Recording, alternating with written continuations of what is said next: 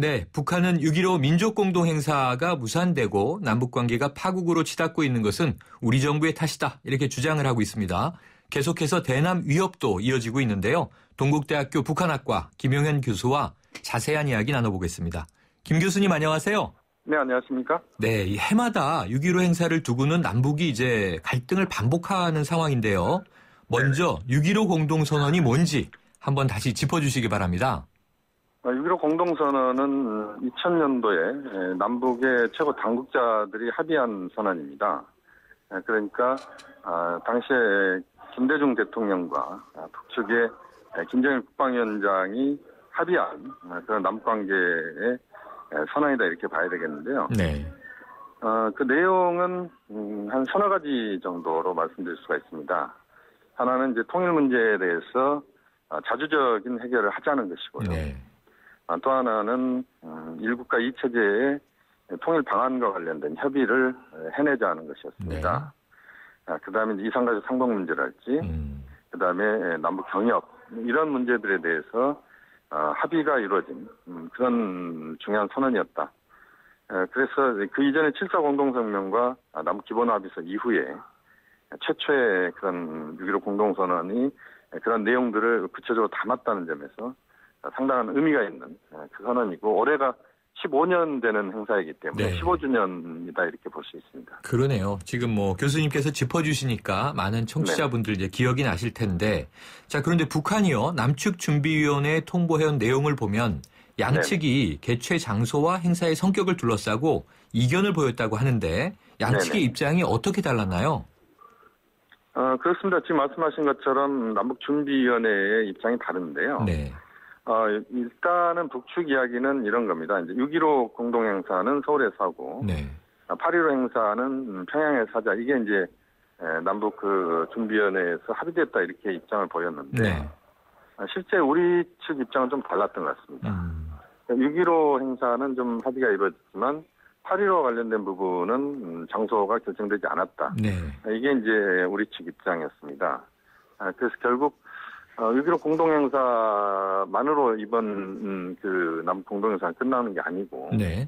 8.15가 또 광복 70주년이기 때문에 민간 부분에 있어서 8.15 공동행사도 이제 생각을 했었고, 이 네. 과정에서 8.15 행사를 어디로 하느냐, 어디에서 개최하느냐, 이 문제와 관련된 남북 당국 또 남북 민간 그 준비위원회 간에 이견이 있었다. 네. 이렇게 말씀드릴 수 있겠습니다. 그렇군요. 6.15만이 아니라 8.15까지 연계돼 있었는데 그 네네. 결과 6.15 공동행사가 결국 이제 분산 개최로 결정이 난 건데요. 네네. 이게 뭐 그럴 수밖에 없었던 결과로 봐야겠죠, 우리가?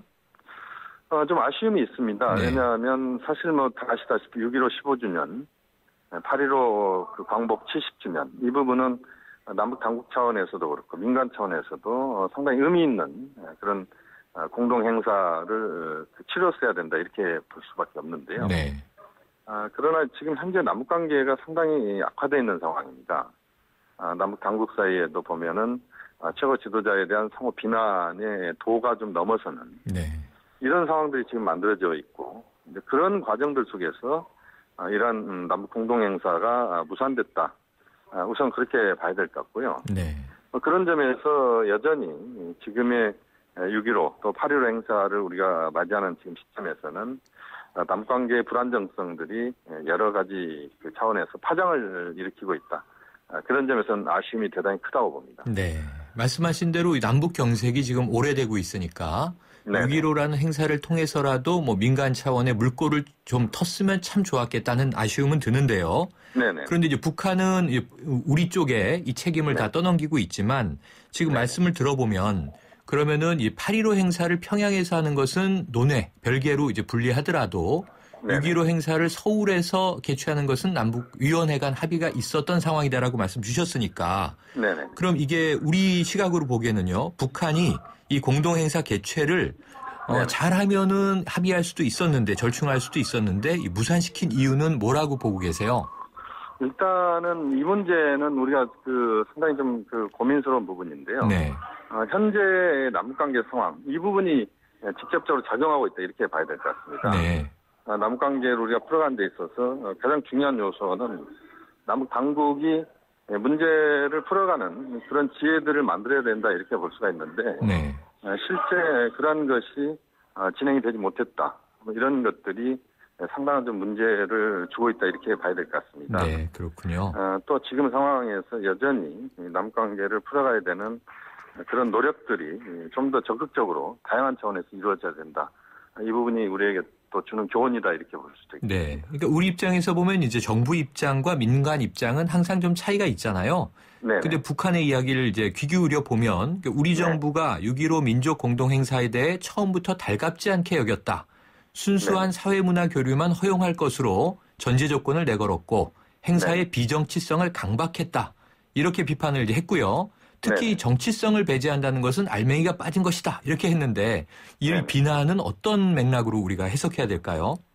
여전히 이제 북한 입장에서는 6.15 공동행사랄지 이런 과정들 속에서 북한이 그동안 남북관계와 관련된 부분에서 우리 쪽의 그 불만 사안들, 특히 당국 간 관계 사이 차원에서의 불만 사안들을 지속적으로 좀 문제를 제기하는 그런 과정들을 북한은 판단을 했던 것 같습니다. 네.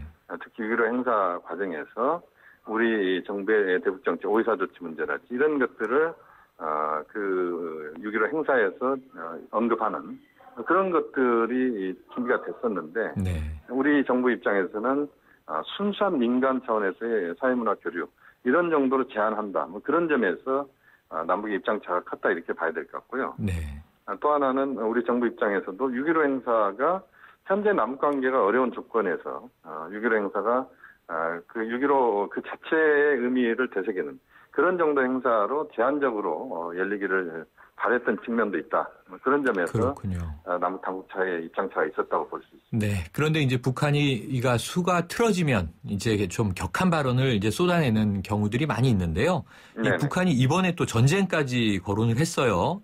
남북이 계속 불신하고 대결이 격화된다면 나중에 전쟁밖에 터질 것이 없다. 이런 이제 발언인데, 북한이 이제 이번에 이렇게 강한 발언을 이제 낸 것, 그 배경으로 우리 국민들 입장에서 일부는 이런 발언에 굉장히 불안할 수밖에 없고, 또 일부는 너무 이제 일상화되다 보니까 또 불감증이 되는 것도 문제고, 이 발언 어떻게 해석해야 될까요?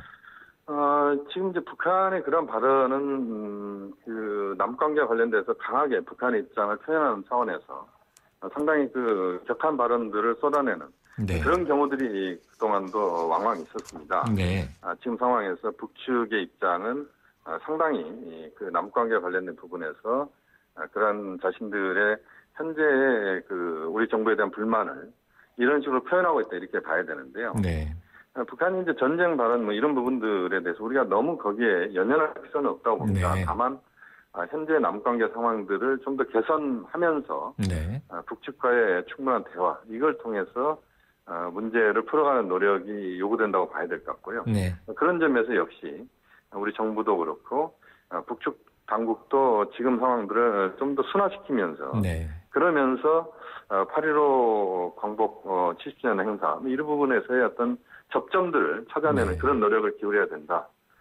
지금 이제 8.15까지만 6, 7, 8 그러면 뭐 그렇게 많은 기간이 남아있지 않습니다. 이런 상황들을 우리가 최대한 좀 슬기롭게 문제를 풀어가는 그런 쪽의 방향을 잡는 것이 필요하다고 봅니다. 알겠습니다. 교수님 오늘 말씀 감사합니다. 네, 고맙습니다. 지금까지 동국대학교 북한학과 김용현 교수였습니다.